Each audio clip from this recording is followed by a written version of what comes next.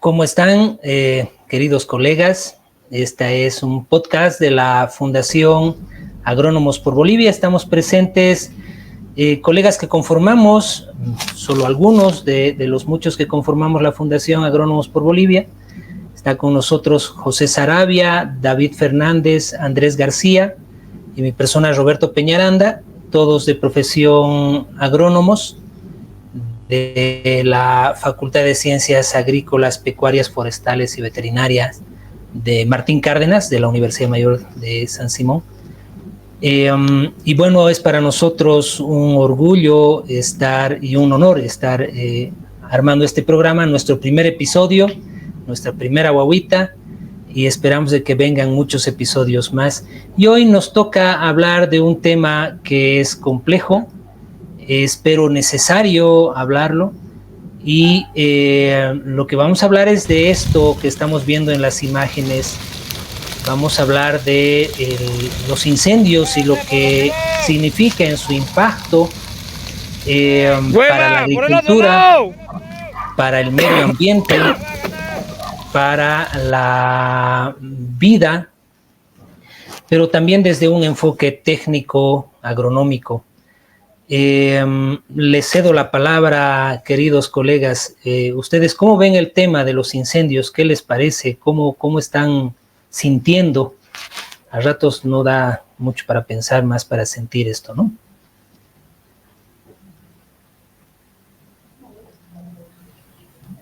¿Quién se anima, colegas, a acompañarme? Bueno, muy buenas tardes. Gracias, Roberto. Lo que dices es una verdad. O sea, cuando uno está en el lugar muy cerca de estos incendios, es una impotencia. Pero también yo valoro mucho la juventud, las personas que se han allá, y realmente yo debo dar un poquito, ofrendar tu tiempo, hacerte un poco de, qué sé yo, parte de esto, porque realmente lo que se está perdiendo es muy valioso. Lo que veo es que va a demorar en recuperar todo esto, la impotencia de no poder hacer más. Ya estamos ardiendo 2 meses y algo más, y muy pocas autoridades realmente han hecho algo, digamos, algo más de impacto. Lo que se está haciendo porque ya eso está al alcance de las manos. Realmente es imposible en muchos casos. A 1 kilómetro, a 2, 3 kilómetros uno no se puede acercar. Personalmente he vivido una de estas en los Yungas de La Paz, y ni siquiera podemos ir a apagar porque son laderas muy, muy pronunciadas, y todo sendero, todo camino ha sido borrado por el incendio. Entonces, lo que se puede hacer es, tal vez, yo pensaba, ¿no?, que se podría hacer en estas situaciones. Es totalmente inaccesible la zona, y el humo, todo el humo está cubriendo así espesamente, no se ve, no sabes si mandas un helicóptero, no sabes si te topas con alguna cosa sólida o hay para navegar por ahí arriba.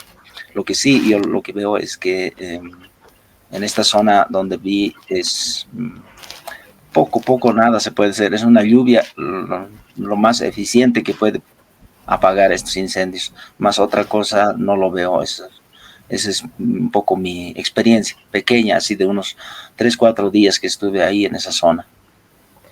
Sí, David, pero pucha, no estamos más 2 meses, hermano, estamos ya 5 años, ¿no? O sea, ya son varios años que se repite esta situación.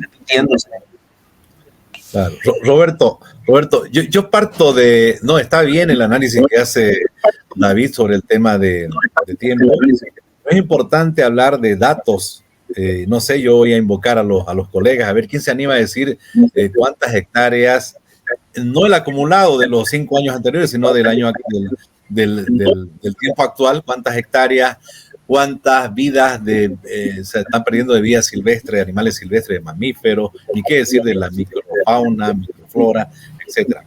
Pero yo me preocupa más, estoy más preocupado porque he visto invocaciones anoche a la fe ya, ¿no? La gente acude a su fe, invoca con oraciones, es porque hay algo muy, muy, muy especial, hay un abandono de lo que es el Estado, de las fuerzas, de la fuerza física, económica, hasta racionales. Entonces, es muy complicada esta situación, creo que nunca habíamos visto. Pero yo me animo a decir, pues de los compañeros, sé que ustedes son muy académicos y se anima a decir datos.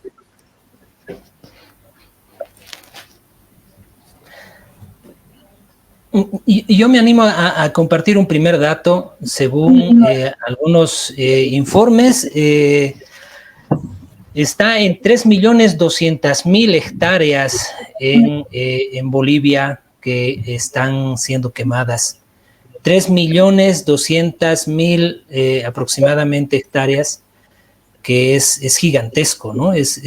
Imagínate, de acuerdo a algunos datos, más de la mitad del municipio de San Matías se ha incendiado.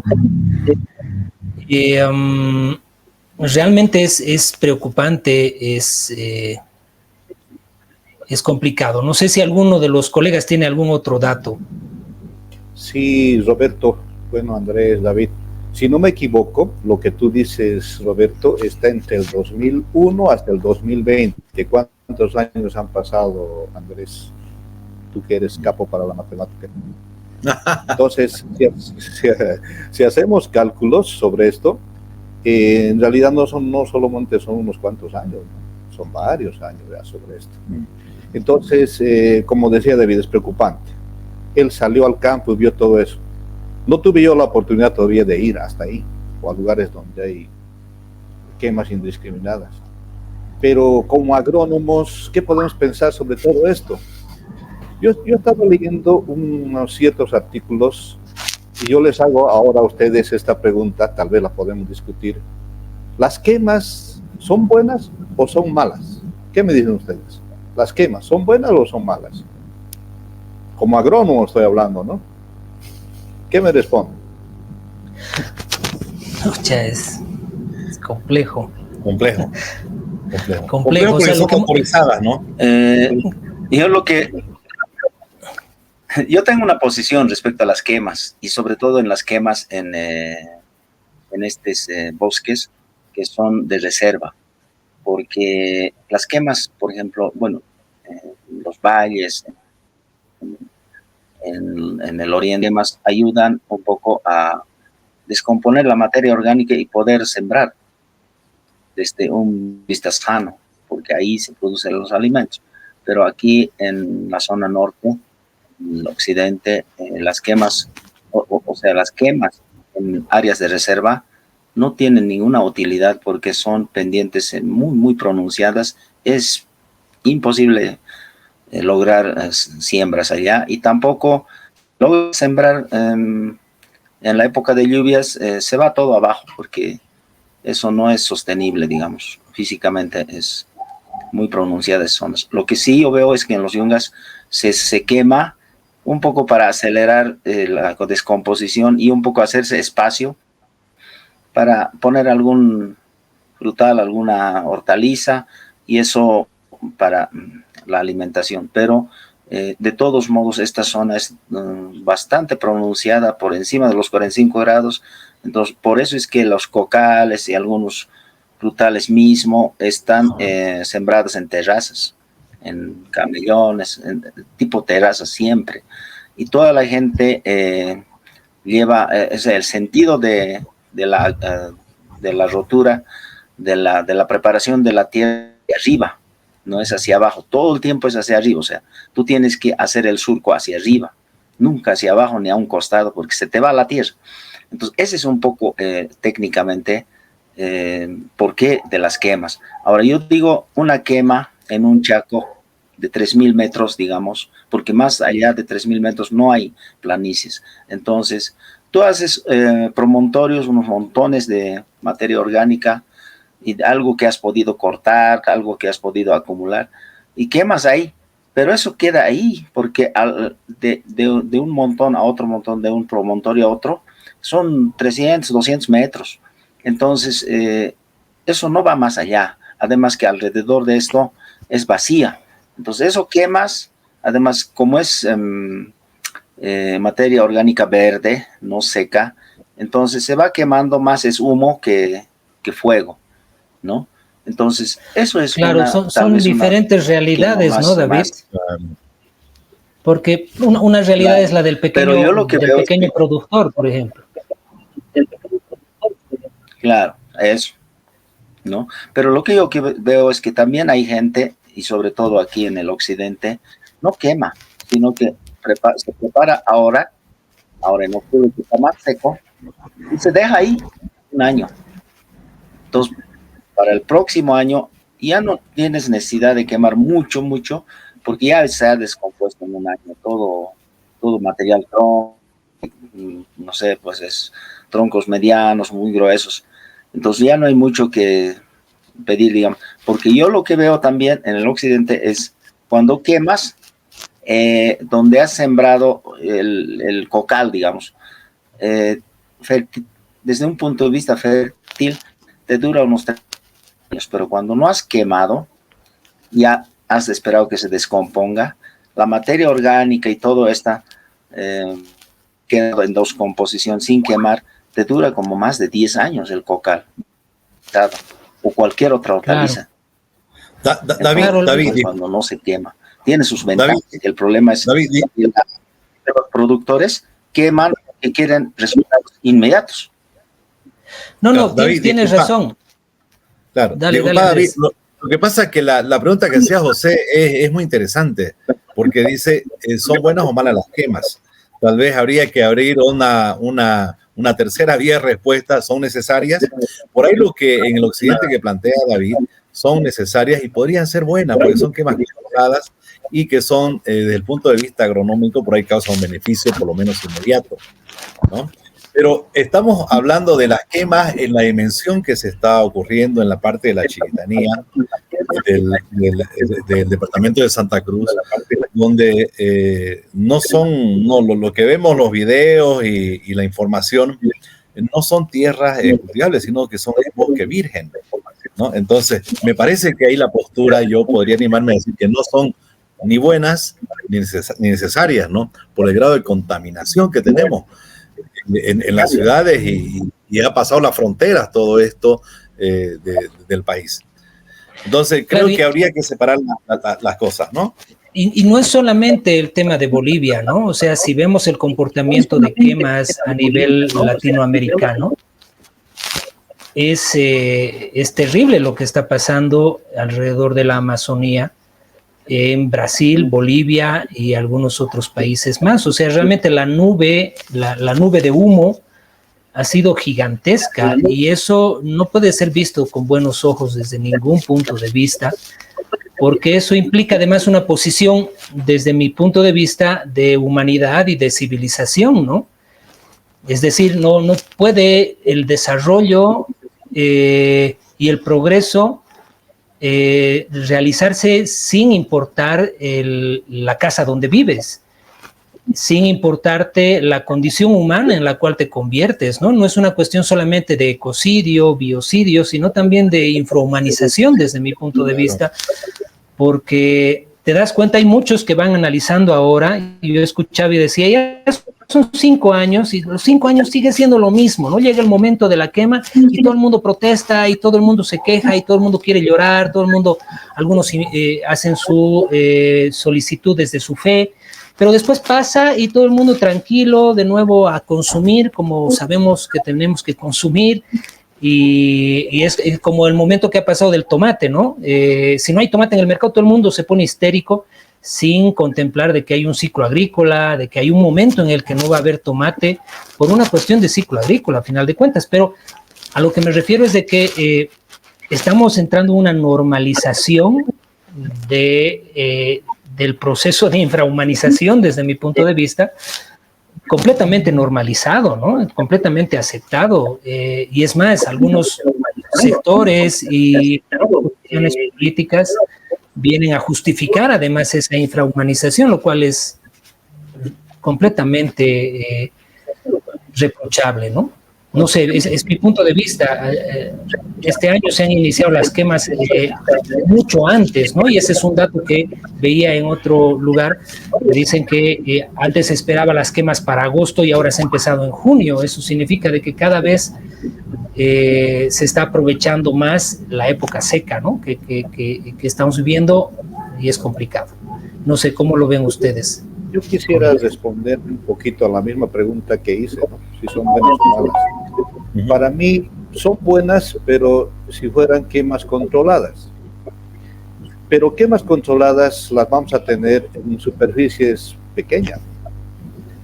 Pero por así decirlo, en los llanos bolivianos son extensiones grandes. Entonces ahí es un poco más difícil hacer una quema controlada, aunque no imposible. No imposible. Sé que varios países actualmente están haciendo investigación, han hecho pruebas sobre todo esto, y nos pueden dar bastantes luces para ver de nosotros. Pero nuestra vocación como agrónomos, que es prácticamente la producción, además de la producción, deberíamos nosotros enfocarnos un poquito en la problemática actual de esto.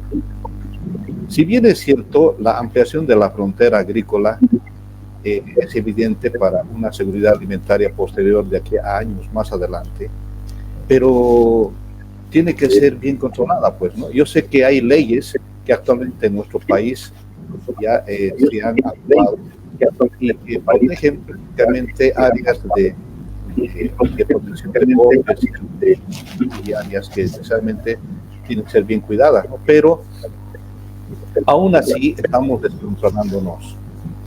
Entonces, hay algo que hacer. Entonces, tal vez no es necesario ahorita buscar culpables. Lo que sí tenemos que buscar es soluciones.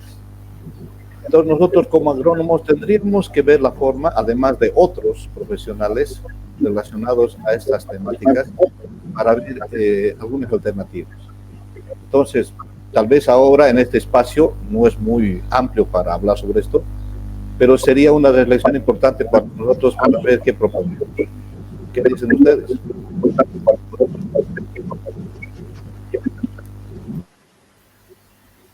David, te quiero... David, otra vez bueno. David, te decía, dale. Las leyes, o sea, voy a acudir a tu conocimiento tuyo en el tema de gestión pública. Las leyes son buenas que autorizan, paquete de leyes reflejan el cuidado del ecosistema o hay una total desprotección del Estado. ¿Cuál es tu punto de vista, David? Mira, yo trabajando con la administración pública en estos más de 10 años, lo que he visto es que hay una demanda cada vez de alimentos. Entonces, por ahí la excusa, la razón sería hay que aumentar en la medida del crecimiento de la población, hay que aumentar también la frontera agrícola, pero lo que he visto en una empresa grande, yo he estado en EMAPA, en una empresa grande, necesitas mínimo sembrar por encima de las 2.000 hectáreas. Ya cuando quieres quemar 100 hectáreas nomás, es incontrolable. Por más que planifiques para que hagas lo que hagas, es incontrolable porque la materia orgánica acumulada en 100 hectáreas es bastante. Entonces la quema en este punto no da, por más que queramos. Ahora yo creo las 8 normas entre decretos y las leyes, lo que veo es que estas han sido, tal vez en el principio, con buena intención de, a ver, ¿quién quema va a tener una multa? ¿Quién quema va a tener que someterse a estas encuadrarse en estas normas, digamos. Pero cuando se han emitido, cuando se han aprobado el cuadro de multas y sanciones, es irrisorio la multa de sanciones. Y además, ahí no está claro, yo lo he estado analizando, no está claro las quemas se van a permitir hasta cuánto. O sea, si bien con el gobierno de Evo esto se ha aprobado, la intención por ahí en el fondo era ayudar un poco de que los pequeños productores logren salir de la pobreza, logren un poco sembrar más grande, pero para empresas grandes y para áreas inmensos, la quema debería prohibirse, desde mi punto de vista, porque es incontrolable. Ya 50 hectáreas no puedes controlar quemando 50 hectáreas. Entonces, las siembras se hacen arriba de los 2.000 hectáreas, arriba de los 500 hectáreas. En el caso de hace 3 años se ha probado, por ejemplo, experimentalmente 200 a 300 hectáreas de quinoa en Santa Cruz. Son extensiones grandes de todos modos, pero allí es pues para la gran empresa. Entonces, yo les doy nomás un datito, así corto. ¿Cuántos hectáreas nosotros necesitamos para garantizar trigo, por lo menos para 1/3 del año en EMAPA? Necesitamos por lo menos 300.000 hectáreas así, pero ni siquiera para todo el año, porque toda la producción de trigo no alcanza para abastecer, para cerrar la gestión. De todos modos, el trigo se importa siempre, entonces no tenemos en ese área, en el tema trigo, por ejemplo, no tenemos una seguridad alimentaria. En el caso de arroz, ahí sí, de alguna forma cubrimos, pero de todos modos nos abastecemos con alimentos que vienen de afuera. Ahora yo digo, si realmente fuera tantas hectáreas, lo que dije, 3 millones, algo de hectáreas, Roberto, que se está quemando, yo digo, si sembramos eso, deberíamos tener seguridad alimentaria. No lo estamos sembrando, porque seguimos dependiendo del contrabando, de las importaciones. Tiene que hacer en los productos, en esto del arroz. El arroz nunca faltó, pero este año faltó. Y yo me pregunto por qué, ¿no? Entonces, bueno, ese tema es un poco complejo porque también aquí tenemos una política económica muy subvencionada, entonces seguramente se está yendo por contrabando. Por ejemplo, un ejemplo pequeño nomás de Caranavi. El arroz Caranavi aquí en La Paz, en el occidente, era disponible hace 8, 9, hace 10 años era disponible. Ahora no puedes ver un grano del arroz Caranavi, porque ese arroz Caranavi es un arroz ecológico, es un arroz de tamaño grande, y se ve desde la parcela, ni siquiera llega al pueblo de Caranavi ese arroz. Entonces eso es lo que está pasando con muchos productos, y no estamos teniendo ni seguridad alimentaria, ni soberanía alimentaria. Aquí por lo menos yo veo unas colas desde la madrugada del arroz, no alcanza y algo está pasando. Con estas quemas no estamos ayudando para nada por ese lado. Estas quemas tienen otra intención y esa es la verdad. Hay que decir las verdades. O estas quemas son... Andrés decía, a ver qué pasaron con las hectáreas que se quemaron, perdón, y cuántas hectáreas se quemaron en el 2019. Sí, mira, lo que estás diciendo nos lleva a un tema, ¿no? Y es de que si bien podemos analizar lo beneficioso o no de las quemas, de los incendios, o el tema de no buscar culpables, buscar soluciones, como decía José, o el hecho de ver qué es lo que pasa técnicamente después. Pero lo que tú estás diciendo nos lleva a una otra pregunta, y es ¿a quién beneficia entonces estos incendios, no? ¿Quién es el beneficiado por detrás? Claro. Sea bueno o malo, necesario, pero ¿cuál es el beneficio? ¿No? Es a ver si... Sí, claro, desde el punto de vista agronómico, a ver, el manejo del suelo, decíamos a veces el cambio de los pH, la elevación del pH ya es inviable la nutrición, la absorción de nutrientes, o sea, veámoslos de esa parte, a ver, que me parece que va a conducir más a nuestro perfil, si bien hemos hecho un preámbulo del tema reflexivo, del tema de leyes, del tema de seguridad alimentaria, pero del punto de vista agronómico del manejo del suelo, que es un recurso realmente más costoso, más vulnerable, donde hay una parte química, física y biológica, y veamos qué beneficio causa el tema suelo, por decirlo, ¿no?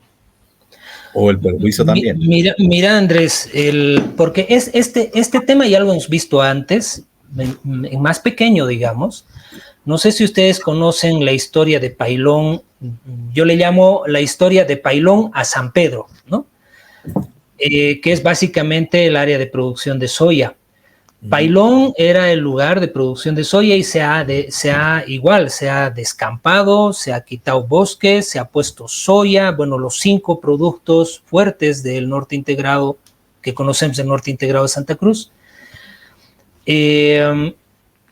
Y después de que el suelo, porque es todo con producción con glifosato además, ¿no? Que ese es otro tema complejo, en esas superficies gigantescas, después el suelo se ha cansado, no ha habido una reposición hacia el suelo, se ha generado lo que conocemos nosotros como esa compactación de suelo profunda. Ya no ha habido mayores posibilidades de generar incremento de rendimientos, los rendimientos han empezado a bajar y toda la producción se ha ido hacia San Pedro, y San Pedro de nuevo se ha abierto todo el bosque que había allá con tractores, son tractores gigantes, con unas cadenas así, pero increíblemente gigantes. Yo he visto cómo van los 2 tractores así lado a lado y van tumbando y tumbando y tumbando y tumbando los árboles, y después de un tiempo, pum, le ponen fuego y eso tiene que quemarse, ¿no?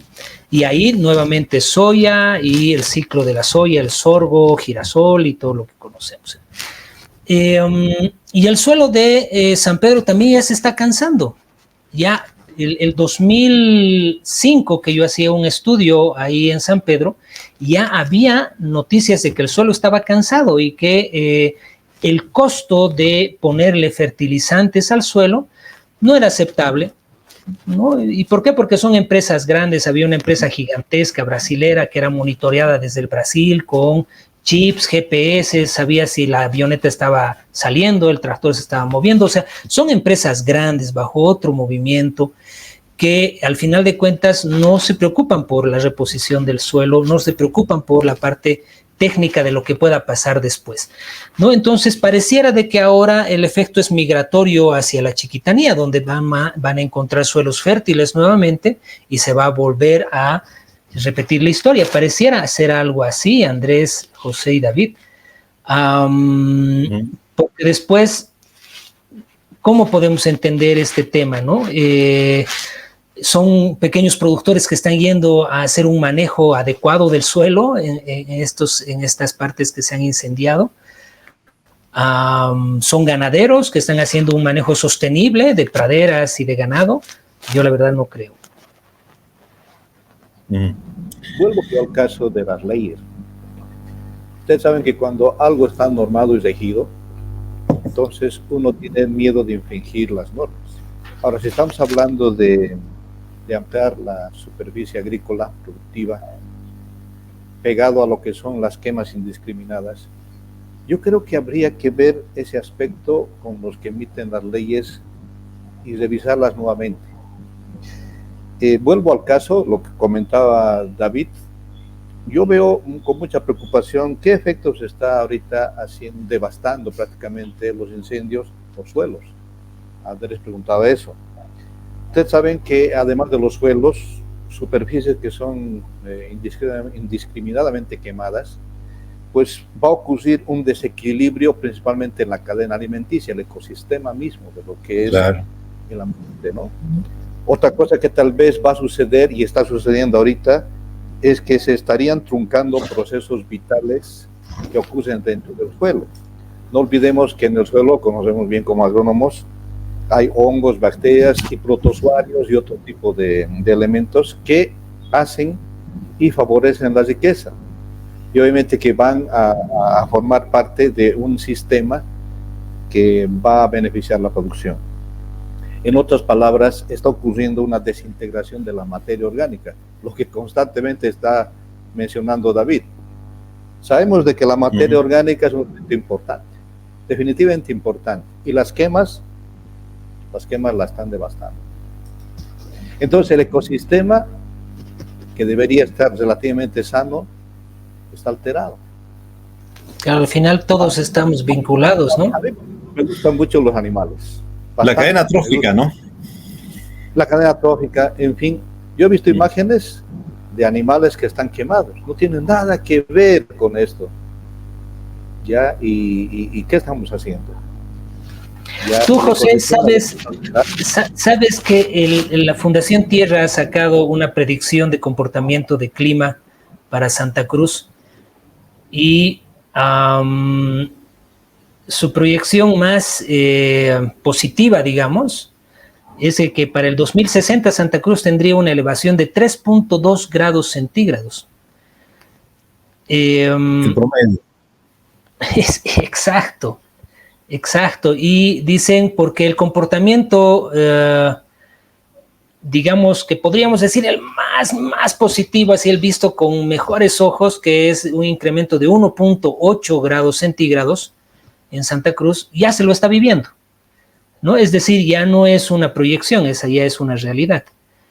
Entonces, yo creo, Andrés, más allá de la cadena trófica, es que debemos aprender y debemos incorporar en nuestra educación, además en los profesionales agrónomos, de que todo está conectado, todo está vinculado. No hay nada que esté desconectado en este planeta, ¿no? Y eso nos incluye a nosotros. Entonces, si rompes la cadena trófica, si matas animales, si matas plantas, si generas procesos de desertificación, como en el caso de Oruro, por ejemplo, David, con la quinoa se han iniciado procesos de desertificación con el tema de la incorporación de quinoa, ¿no? En bofedales, y los bofedales se han ido secando.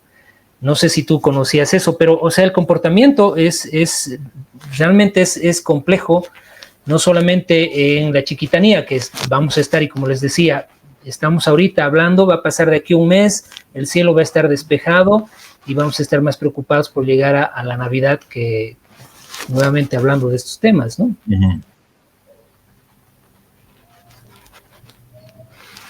Otra cosa que habría que tomar en cuenta, si me permite. Sí, antes David. Sí. Otra cosa que deberíamos David. Es prácticamente la vocación que tienen las diferentes tierras que ahorita se están habilitando como posibles zonas productivas, si son de vocación productiva o no. De repente la estamos quemando sin planificar lo que voy a hacer. No nada más que porque me han dado acceso a tener una superficie de terreno y me están obligando a que yo comience a querer producir, pero sin tener una dirección adecuada. Pero tampoco, ¿no? Es la situación esa. Todas esas cosas, cuando vuelvo al aspecto de las leyes, tendríamos que estar revisando poco a poco. ¿Qué dices, David? Sí. Y me animo, antes de que David tome la palabra, te animo una pregunta más. David, esta vez.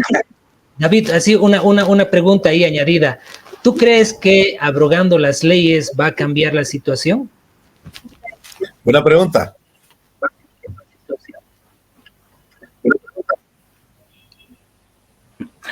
A ver, un poquito analizando lo que decía José, de todos modos, cualquier quema se rompe la cadena trófica, pero también yo veo, a ver, cómo después del último censo, bueno, aparentemente hemos aumentado poca población, pero ¿cómo hacemos para garantizar en Bolivia seguridad y soberanía alimentaria? Desde un punto de vista, o sea, desde una perspectiva sana, ¿no? Yo digo eso, por un lado. Lo otro, mi propuesta es, definitivamente hay que prohibir las quemas y las sanciones hay que subirlas, no sé, pero hay que prohibir las quemas porque no vamos a acabar con nada, o sea, con todo. Primero que estas empresas que mencionabas, Roberto, las que vienen a invertir, son millones de dólares, son intereses muchas veces transnacionales, y nosotros tenemos esta pequeña empresita en Bolivia de alimentos que es EMAPA, y necesitamos no 2.000 hectáreas, necesitamos 2.000 hectáreas por 100, porque si no, no llenamos los silos, los 18 plantas que tenemos ahí para garantizar la seguridad alimentaria. No, a no ser que nosotros cambiemos, dejemos de comer pan, por ejemplo, para no tener ese déficit de consumo de trigo por ahí. Pero por un lado es bastante serio el problema alimentario, sobre todo las escasez, en el occidente sobre todo, y en las ciudades con mayor población. Pero por otro lado, yo pienso que más estas áreas que se están quemando son destinadas para la producción de biodiesel. El biodiesel, en este momento tenemos una escasez tremenda. Y el tema del diésel, bueno, es otro tema que discutir, pero eso está jalando porque son intereses no solamente de camioneros ni nada, es una cadena de, si no hay diésel, no hay transporte de alimentos hacia el occidente, no hay transporte de soya para exportación, hay un desabastecimiento. Entonces, por otro lado, si los miles de camiones que se dedican a transportar quedan sin trabajo, no tienen ingresos, y sabe, un solo camión, ¿cuánto gana en un flete? 5,000 bolivianos, $1,000. Entonces, por eso es que este parque de automotores también se ha aumentado de camiones. Lo que sí nunca ha abastecido en una etapa alta de cosecha, no tenemos un parque de camiones que abastezca el transporte tampoco.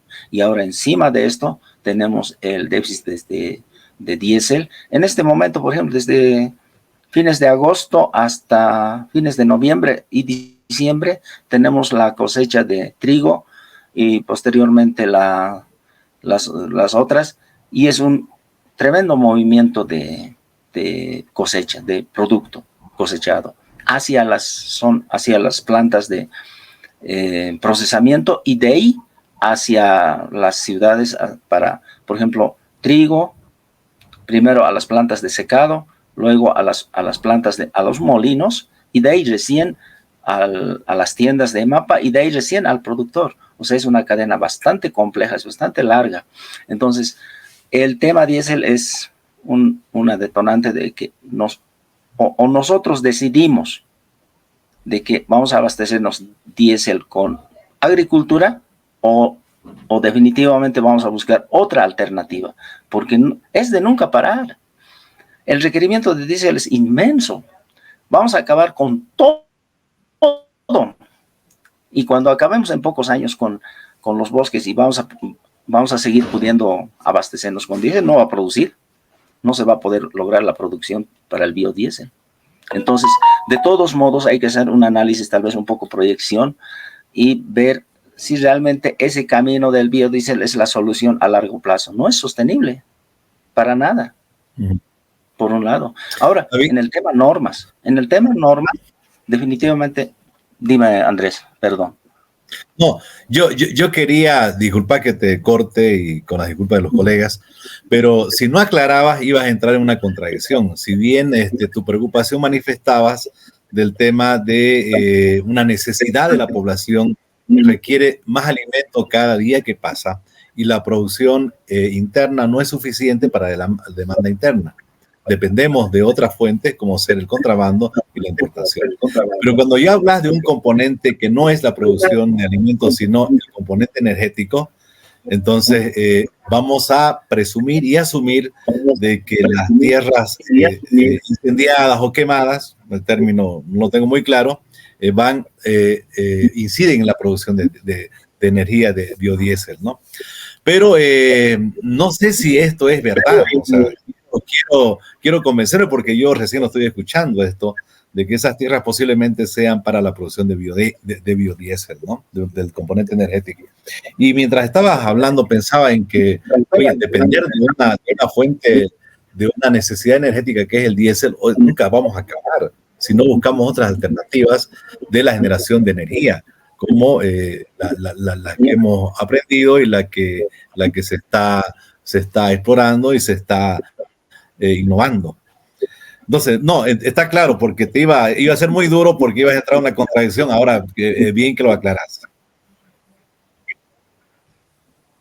No, gracias, Andrés. Solo que yo decía, hay otras alternativas. Claro que hay Suecia, donde ha sido históricamente primeros camiones que salieron hacia el mundo.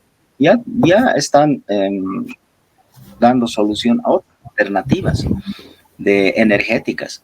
En Canadá, en varios países. Lo que pasa es que nosotros cerramos el ojo, no queremos ver esas. Aquí hay intereses, hay que decirlo con toda claridad, hay intereses y de producir el biodiesel.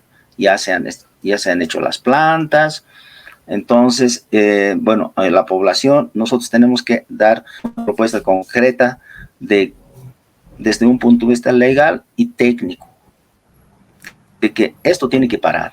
Ya no, como les dije, vamos a acabar con todo y así no nos vamos a abastecer con el biodiesel porque hay requerimientos inmensos, así como es el requerimiento de transporte inmenso en épocas altas de cosecha, igual. O sea, yo palpé, vi y hemos tratado de varios años cronogramar, inclusive del exterior, los alimentos, los camiones contratar para transportar, porque ¿saben qué pasa? Cuando el trigo nomás, un cultivo así, bien básico, llega a un llenado, a un óptimo de cosecha, lo tienes que cosechar, porque si lo dejas, se va a trasladar los almidones a otro lado, vas a tener un producto chuzo, como se dice vulgarmente, y no vas a tener un buen rendimiento en harina, por un lado. Por otro lado, en esa etapa alta de cosecha, nosotros, las empresas, que esto se vaya a secado. Si no se va a secado este producto en grano, tienes una mala calidad de harina. Y esta harina después lo rechazan los panaderos porque no rinde lo que tenía que rendir en tema gluten. Entonces, todo esto es una complejidad y es un requerimiento ya cronogramado de las empresas, porque son grandes empresas las que abastecen con el trigo en Bolivia. Y así no tenemos soberanía. Necesitamos más importar, David, y siempre lo hemos hecho desde hace. Discúlpame que te corte en ese tema. Entonces, lo que yo te estoy entendiendo de lo que nos dices es de que va en contra de todo lo que dice el gobierno, ¿no? Es decir, todo esto va a funcionar y funciona a partir de las grandes empresas, sea en trigo, sea en biodiesel, sea en soya. Entonces, podríamos sacar como una conjetura rápida el hecho de decir estos incendios, quemas, yo también comparto con Andrés, hay que ver la terminología ahí si estamos manejando bien, pero detrás de todos estos incendios el beneficiado sería el empresariado grande, sea con biodiesel, sea con producción de maíz, sea con producción de trigo. Además, considerando de que el empresariado boliviano, y esto con datos, ha tenido históricamente rendimientos más bajos que la competencia internacional, ¿no? Bajo las mismas condiciones de producción. Vemos la soya o el trigo. Sí, yo respondiendo. Dale, Roberto. Bueno, mira, era la comparación nomás al trigo con la Argentina, David, ¿no?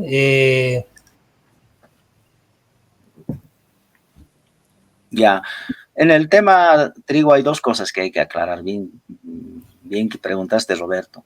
En el tema trigo hay dos, para industria de panificación o trigo para consumo y autoconsumo como trigo tradicional, porque también se consume trigo de diferentes otras formas en salvados y todo su producto.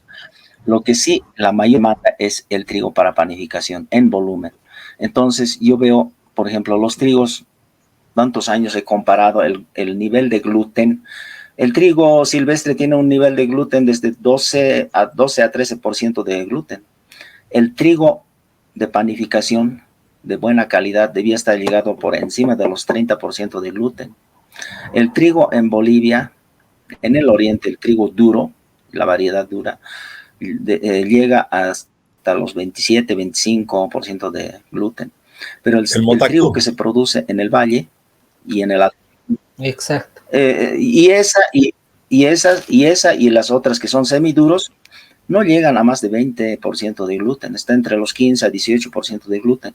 Ese trigo no rinde en panificación en más de 800 panes por quintal de harina. Y es más, ni siquiera levanta la masa. Entonces, es un factor determinante en la calidad del trigo. Ahora, entre los trigos de Argentina, entre los trigos de Perú, no estamos con buen nivel de gluten. El trigo que importamos de Estados Unidos tiene las normas ahí. Esa es la que cumple y está por encima del 30% de gluten. Entonces, estos cultivares han sido genéticamente modificadas porque naturalmente no llegan los trigos a esos niveles, a esos porcentajes de gluten.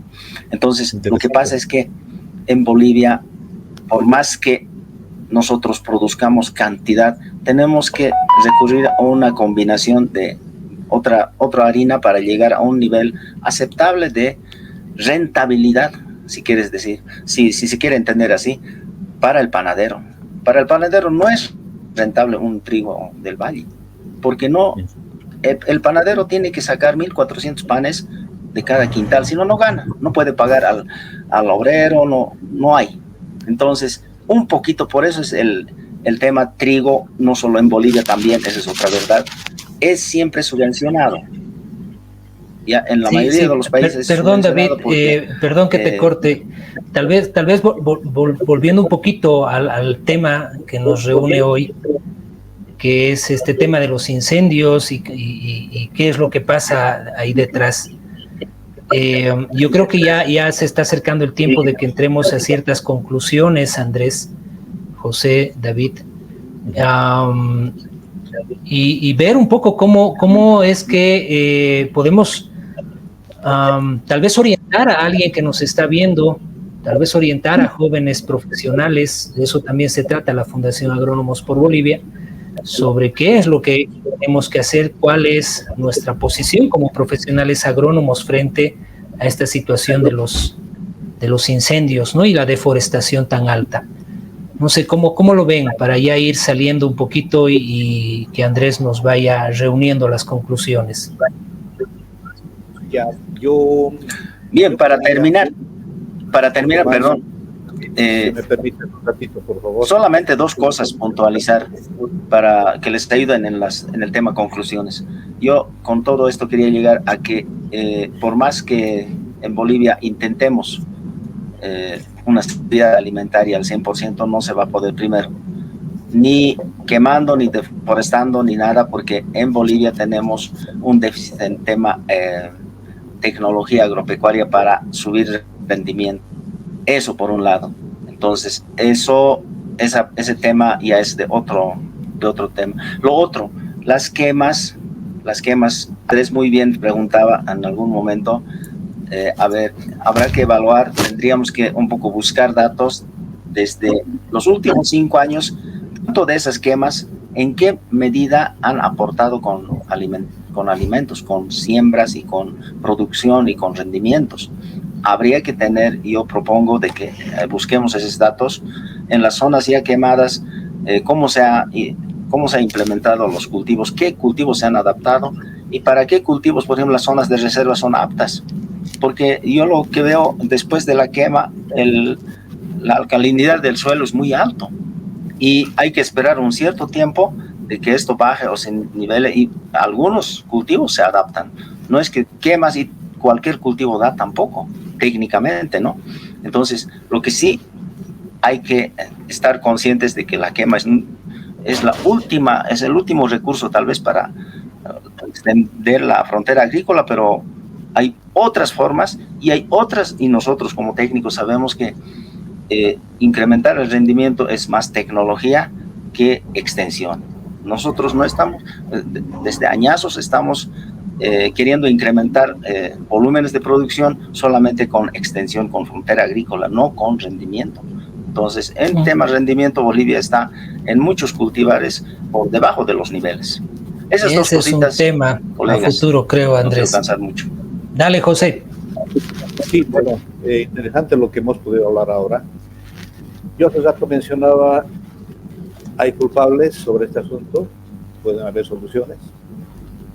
¿Qué tal si es una pregunta que queda ahí, la dejamos, la voy a dejar para futuros episodios? ¿Podría existir la posibilidad de una agricultura sin quema? Esa es una pregunta que tal vez la tendríamos que analizar y va pegado a lo que dice David, un poco con la guía tecnológica. Eso nada más. Sí, a ver, desde mi punto de vista creo que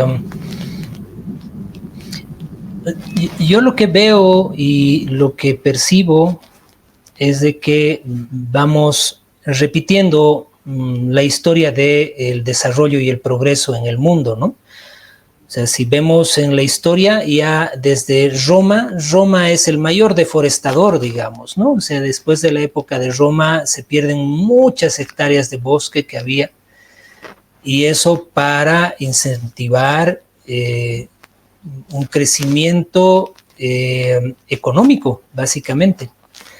Y lo mismo se replica luego, siglos después, cuando viene la explosión industrial.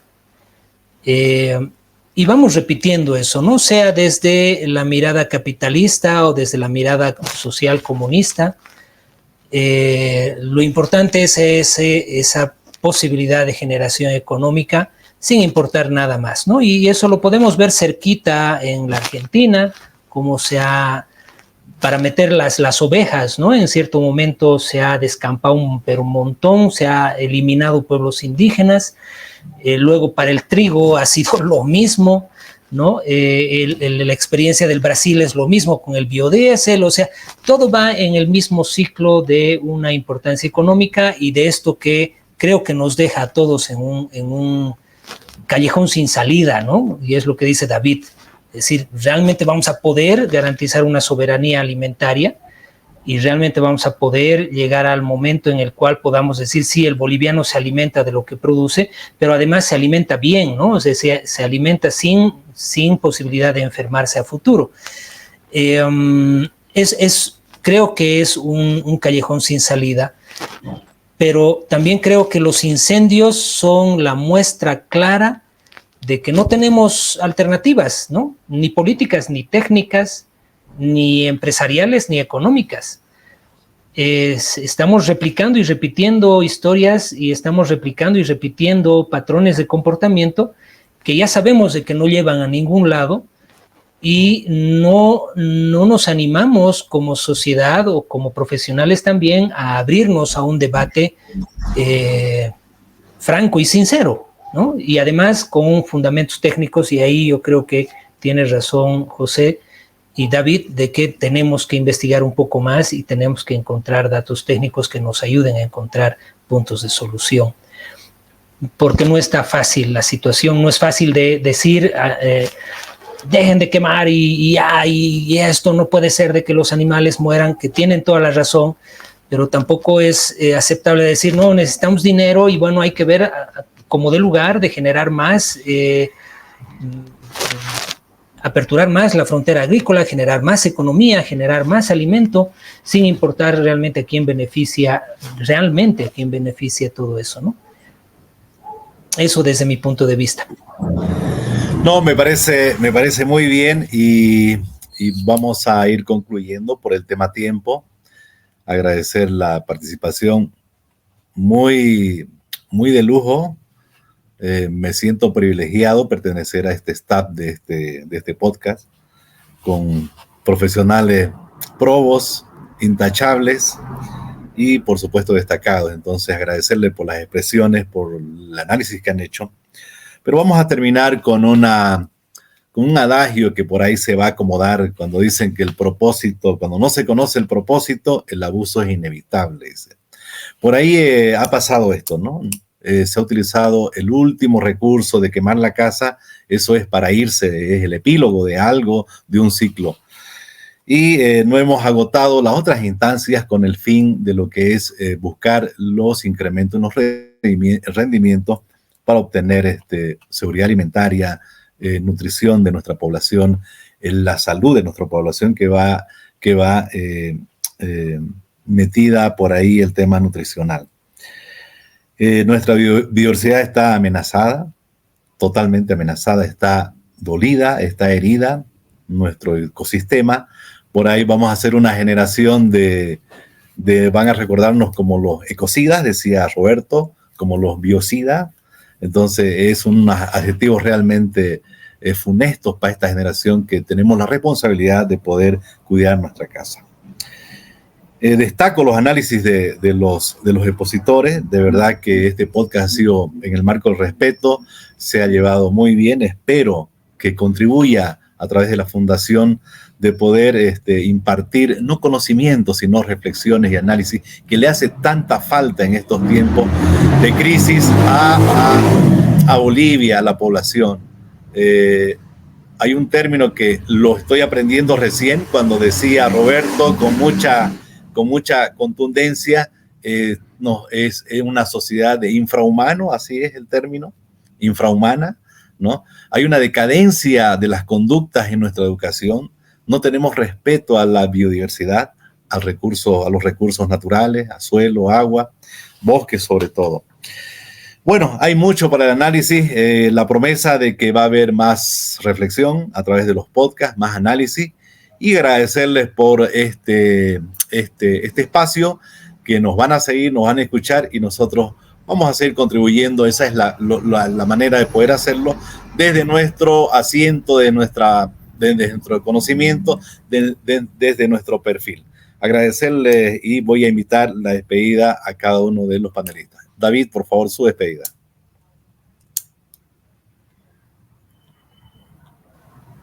Bueno, muchas gracias, Andrés. Gracias a colegas, a José, a Roberto, por abrir este espacio. Es muy saludable un poco compartir alguna experiencia que tenemos, seguro pequeña. Esperamos que en el futuro tengamos otros colegas que puedan aportar, que puedan un poco compartir los conocimientos y sus experiencias. Esto enriquece entre los colegas. También es una forma de hacer que la población pueda tener algo de información. Muy poca información verídica, muy poca información técnica contamos. Yo quisiera que esto continúe y vayamos analizando a futuro temas cruciales como estas para que se mejore las condiciones de vida, se contribuya también a una mejor democracia. Muchas gracias. Gracias, David. José Antonio, su despedida, por favor. Sí, bueno, ha sido un episodio de podcast muy interesante y yo quisiera despedirme. Indudablemente estamos entre cenizas, pero ¿hay una esperanza? Yo creo que sí. Hay una esperanza muy buena para nuestro país y entre nosotros tenemos que hallar soluciones y no culpables. Gracias por escucharnos en este podcast, que es muy importante. Gracias, José Antonio. Roberto, su despedida, por favor. No, muchas gracias, José, David. Yo comparto el honor que mencionaba Andrés de estar acá. Y esperemos que en las siguientes versiones tengamos otros compañeros más, ¿no? Es la invitación que hacemos y creo que hay temas muy, muy interesantes a futuro. Creo que de aquí, de lo que hemos ido hablando, podemos ir recuperando otros temas en los cuales compartir lo que decía Andrés, que me parece fundamental. La reflexión y al final de cuentas un camino andado como profesionales que puede seguir dando su granito de arena, ¿no? Para que nuestro país encuentre un rumbo que sea más equilibrado con su propia identidad, con su propia fuerza, con su propia energía. Muchísimas gracias a todos. Bueno, muchísimas gracias por su tiempo y esperamos que a ustedes que nos están viendo nos place llegar a ustedes con estas reflexiones y espero que pueda contribuir al análisis y a la búsqueda continua de soluciones para estas cosas que están sucediendo, que no son gratas para el país y para todos nosotros.